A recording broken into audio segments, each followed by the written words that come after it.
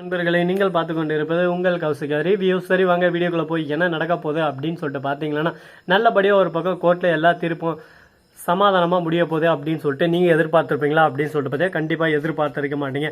நம்ம விஜய் இன்னும் ஒரு 2 நாள் ஜெயிலில் வச்சு ஊமை கொத்து கும்முன்னு கும்புவாங்கன்னு சொல்லிட்டு எல்லாரும் ஒரு பக்கம் பயத்துலேயும் பீதிலையும் இருந்திருப்பீங்க. அந்த மாதிரி எதுவுமே நடக்கலைங்க. நம்ம ராஜேஸ்வரி ரஞ்சிதா இவங்க 2 பேரும் வந்துடுறாங்க. ஆனால் இவங்க 2 பேரோட பிடிப்பும் நம்ம மல்லி கையில் இருக்க. மல்லி இருந்துன்னு நீ மட்டும் எதனா பண்ண இந்த பாரு ஆதாரம் எட்டுன்னு போய் நான் காட்டி அவ்வளோதான் சோழியை முடிச்சு விட்ருவான் அப்படின்னு சொல்லிட்டு சொல்கிறாங்க. வேறு வழி இல்லாமல் சரி ஓகே இதோ ரஞ்சிதம் சொல்ல வராங்க.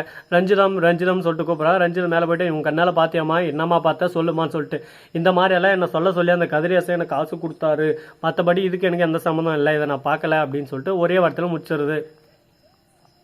என்னடா இதுக்கு முன்னாடியே அன்னபூர்ணியை இப்படி தான் வச்சு ஃபன் பண்ணீங்க. இப்போ நம்ம ரஞ்சிதாவா நீங்கள் செட் பண்ணுற ஒவ்வொரு ஆளும் ஒரு மாதிரி இருக்காங்க. யாருமே பருப்பழங்க வேகாத ராசா அப்படின்ற மாதிரி தான் இருக்குது. நம்ம மல்லிக்கு ஒரே குசால ஒரே கொண்டாட்டம்.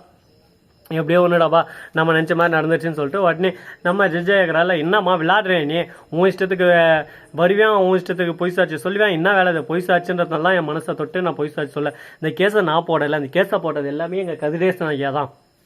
எனக்கு காசு கொடுத்து இந்த மாதிரி எல்லாம் பண்ண சொன்னார். அப்படி நான் பண்ணலன்னா எனக்கு கொண்டுருன்னு சொல்லிட்டு மிரட்டினாரு. சரி கோர்ட்டில் வந்து சொல்லிட்டா நீங்கள் எல்லாத்தையும் பார்த்துப்பீங்கன்னு சொல்லிட்டு அந்த தைரியத்தில் தான் கோர்ட்டில் வந்து நான் எல்லா உண்மையும் சொன்னேன் அப்படின்னு சொல்லிட்டு சொல்கிறாங்க. இதை கேட்டதும் சரி ஓகே இதுக்கப்புறம் எந்த ஒரு பிரச்சனையும் வராது, இதுக்கப்புறம் சுமூகமாக இருந்துக்கலாம் அப்படின்னு சொல்லிட்டு ஒரு யோசனையில் இருக்காங்க. ஆனால் அந்த யோசனை செல்லுபடி ஆகுமா, இதே போல் இருக்குமா இருக்காதா, என்ன நடக்கும் ஏது நடக்கும், அந்த மாதிரி நிறைய விஷயங்கள் ஒரு பக்கம் பரபரப்பாக போயின்னு இருக்கிறதா நம்ம மல்லித்தோட.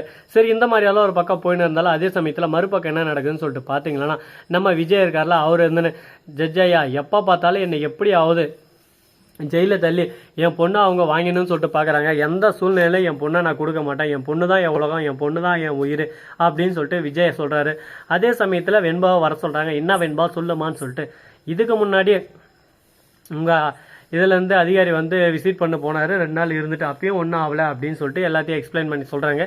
இப்போ என்ன பண்ண போகிறாங்க ஏது பண்ண போகிறாங்க, என்ன சொல்கிறது ஏது சொல்கிறதுன்னு சொல்லிட்டு தெரியாமல் குழப்பத்தில் குழம்பி போயிட்டு இருக்காங்க.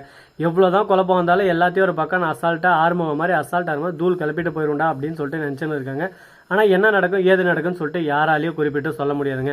இந்த மாதிரி ஏதாவது ஒரு பக்கம் பிரச்சனைகள் போயிட்டு இருந்தாலும் அதே சமயத்தில் மறுபக்கம் என்ன நடக்குன்னு சொல்லிட்டு பார்த்தீங்கன்னா, நம்ம வெண்பா இருக்காங்களா அவங்க இருந்து என்ன சொல்கிறாங்க, எனக்கு என் அப்பா தான் முக்கியம், என் டாடா தான் முக்கியம், என் டாடா விட்டு நான் எப்பயும் போக மாட்டேன் அப்படின்னு சொல்லிட்டு ஒரே வார்த்தையில் சொல்கிறாங்க.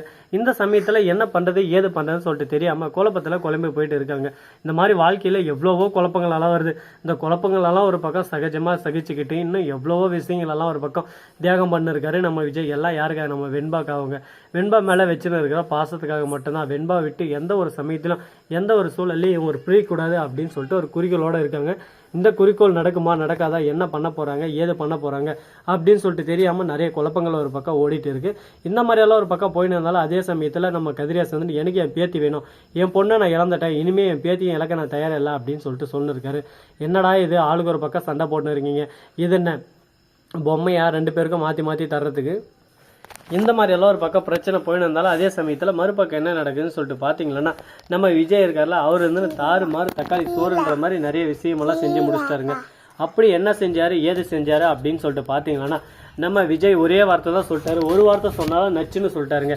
இதுக்கு மேலே இந்த பிரச்சனை இப்படியே இருக்காது, இன்வால்வ் ஆக முடியாது, இந்த பிரச்சனையை நான் முடிச்சு கட்ட போகிறேன் அப்படின்னு சொல்லிட்டு ஒரே வார்த்தையில் முடிச்சிட்டாரு.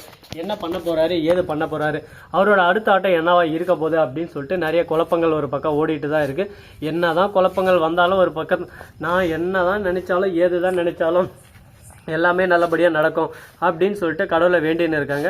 என்ன பண்ண போகிறாங்க ஏது பண்ண போகிறாங்க, அடுத்து அவங்களோட மூவ் என்னவா இருக்க போகுது அப்படின்னு சொல்லிட்டு தெரியாமல் குழப்பத்தில் குழம்பி போயிட்டு தாங்க இருக்காங்க. இந்த குழப்பத்துக்கு நடுவில் இன்னும் என்னென்ன பண்ண போகிறாங்கன்னு சொல்லிட்டு தெரியல.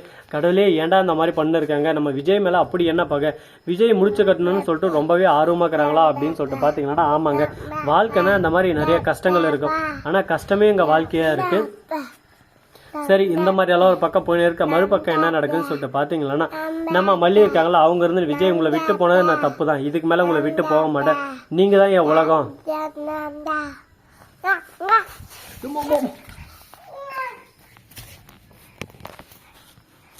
கம்முனர் அப்பு அந்த மாதிரி எல்லாம் ஒரு பக்கம் டைலாக் எல்லாம் விட்டாங்க. சரி இந்த டைலாக் அப்புறம் என்ன நடக்குது அப்படின்னு சொல்லிட்டு சரி சாலிட்டார் நிறைய விஷயங்களெல்லாம் ஒரு பக்கம் மாற்றிட்டாங்க. இதுக்கப்புறம் நம்ம மல்லி இருக்காங்களே விஜய் விட்டு போக மாட்டான் அப்படின்னு சொல்லிட்டு வாக்குறுதி கொடுத்துருக்காங்க. ஆனால் என்ன பண்ண போகிறாங்க, ஏது பண்ண போகிறாங்க, சொன்ன மாதிரி நடக்குமா நடக்காதா அப்படின்னு சொல்லிட்டு நிறைய திக் நிமிடங்களெல்லாம் ஒரு பக்கம் போயின்னு இருக்குங்க. சரி, இந்த மாதிரியெல்லாம் ஒரு பக்கம் போயின்னு இருக்குன்னு சொல்லிட்டு விட்டாலும் அதே சமயத்தில் மறுபக்கம் என்ன நடக்குதுன்னு சொல்லிட்டு பார்த்தீங்கன்னா, இருட்டு உலகம், இந்த உலகத்தில் நாம் எல்லாம் மாயம் அப்படின்ற மாதிரி தான் ஒரு பக்கம் போயிட்டு இருக்கு. ஸோ நண்பர்களே, இந்த வீடியோ பிடிச்சிருந்தா லைக் பண்ணுங்க, கமெண்ட் பண்ணுங்க, ஷேர் பண்ணுங்க, டிண்டிங் மேலே தட்டி விட்டு போங்க. அப்பதான் நாம போற அடுத்தடுத்த வீடியோ உடனுக்குடன் வரும். மிக்க நன்றி. தேங்க்ஸ் ஃபார் வாட்சிங். Tata, see you. நன்றி, வணக்கம். மதன முருகத்தருக.